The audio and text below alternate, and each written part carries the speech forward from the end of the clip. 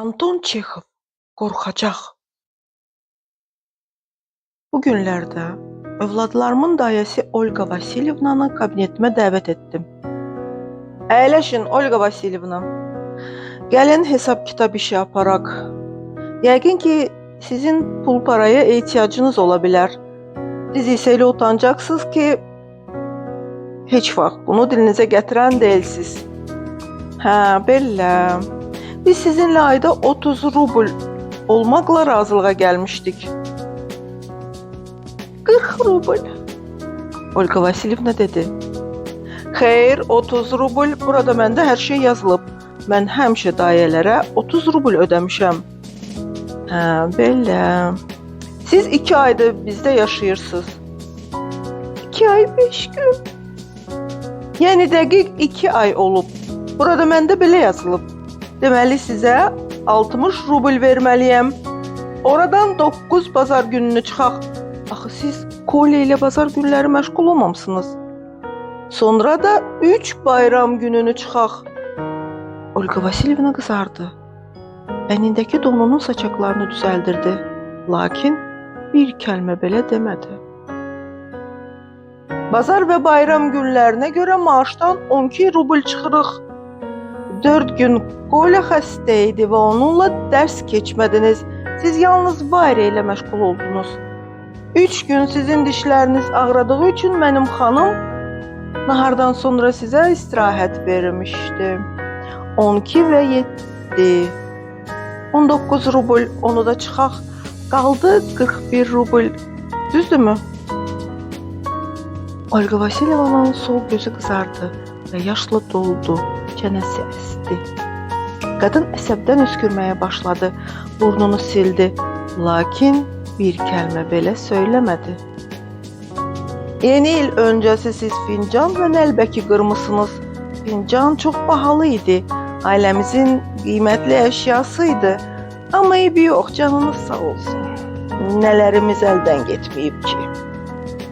Sonra isə sizin nəzarətsizliyinizə görə Kolya ağaca dırmanıb və sur çukunu cırıb. Buna görə 10 rubl da çıxaq. Qulluqçu da sizin nəzarət etmədiyinizə görə Varyanın çəkmələrini oğurlayıb. Siz hər şeyə diqqət yetirməliydiniz. Axı buna görə maaş alırsınız. Beləliklə 5 rubl da çıxaq. Yanvarın 9-unda siz məndən 10 rubl götürmüsünüz. Mən pul götürməmişəm. Olga Vasilyevna pıçıldadı. Lakin məndə burada qeyd olunub. 41-dən 27 çıxaq. Qalır 14. Qadının iki gözü də yaşla doldu. Gözəl, düz, uzun burnu tərlədi. Yazıq qız. Mən yalnız bir dəfə. Əsən səslə qadın dedi. Sizin xanımınızdan yalnız bir dəfə 3 rubl götürmüşəm. Başqa heç nə. Eləmi? Axı heç bu məndə qeyd olunmayıb. 14-dən 3 də çıxaq. Qalır 11. 3, 3, 3, 1, 1. Buyurun götürün.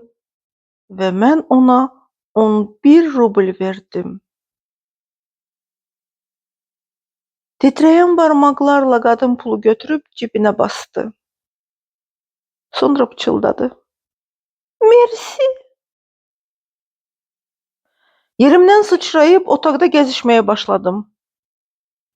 Məni hiddət bürüdü. Bəs nəyə görə mersi? Mən soruşdum. Pula görə. Axı mən sizin pulu mənimsədim. Lənətə gəlsin, demək olar ki, pulunuzu oğurladım. Nəyə görə mersi deyirsiniz? Başqa yerlərdə mənə heç bunu da vermirdilər. Vermirdilər? Bu təəccüblü də deyil. Bu belə də olmalı idi. Mən sizinlə zarafat etdim. Sizə qəddarcasına bir dərs verdim. Sizin 80 rublünüzü verəcəm. Budur, zərfdədirlər. Sizin üçün hazırlanıblar.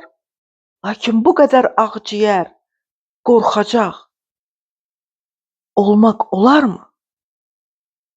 Niye deyilənlərə etiraz etmədiniz? Axı niyə sustunuz? Axı bu qədər qorxaq olmaq olarmı? Qadın yüngülcə gülümsədi və onun üz cizgilərindən olar kəlməsini oxudum. Mən bu qəddar dərsə görə ondan üzr istədim və 80 rubl maaşını ona verdim. Bu qadının təəccübünə səbəb oldu. Kabinetimdən utanaraq çıxdı. Onun arxasınca baxıb düşündüm. Bu dünyada güclü biri olmaq asan işdir.